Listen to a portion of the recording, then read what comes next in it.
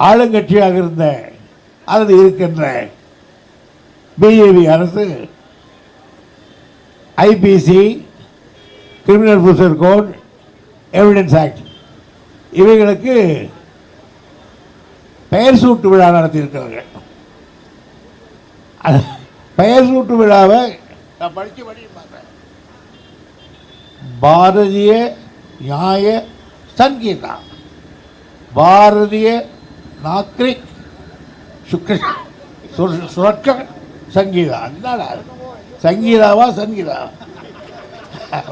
சங்கீதான் போட்டதாலும் பரவாயில்ல. பாரதிய சாட்சியா